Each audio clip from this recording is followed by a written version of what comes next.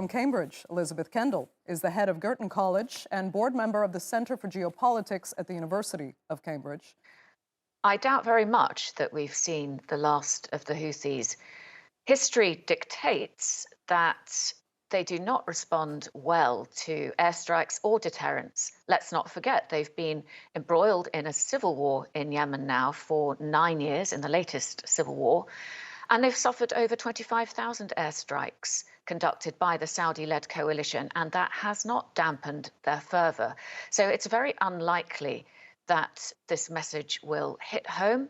It's much more likely that it will embolden them because it feeds into their narrative of themselves as the victim, as also as the hero standing up for Palestine against these giants, these superpowers, the United States and its allies. So it might actually work rather well for them. So what's your fear then? Same question as I asked David. What is your fear going forward now that the consequences of this attack could take the region and potentially the world into more dangerous territory?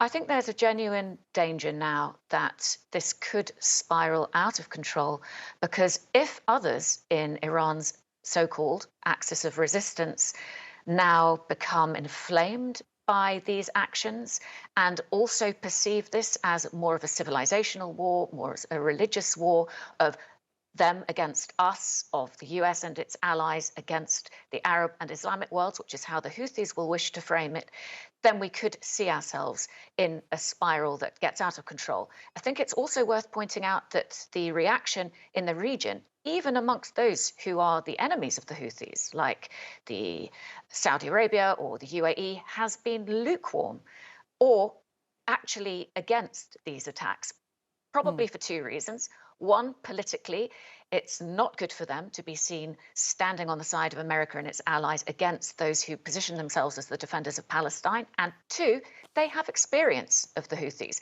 They know what it's like to go to war with them, and they know that they could get bogged down. Well, how sustainable is it to keep these warships in the Red Sea, firing million-dollar missiles at cheap drones that the Houthis are, cheaper drones that the Houthis are using? Well, as you point out, one of the problems here is that it is an unequal fight.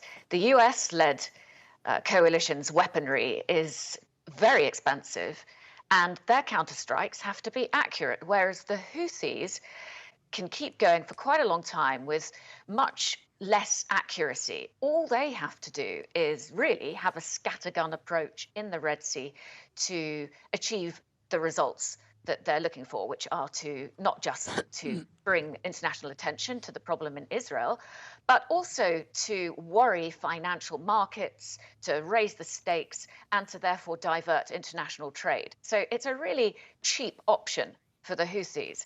And therefore, I think it could probably go on for quite some time.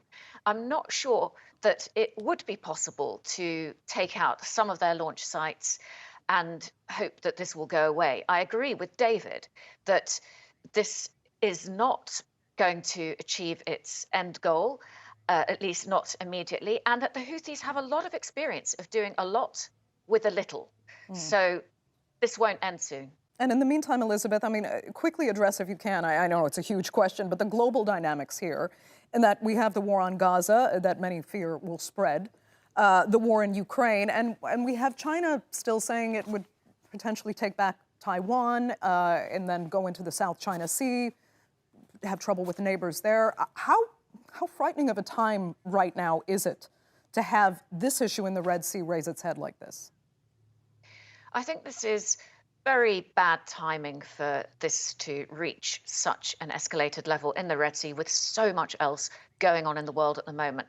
Now, on the one hand, it was, in a sense, very difficult to do nothing about it because clearly these attacks needed to be responded to in some way. I'm not sure that all diplomatic routes were exhausted. Oman may still have been able to keep lines open.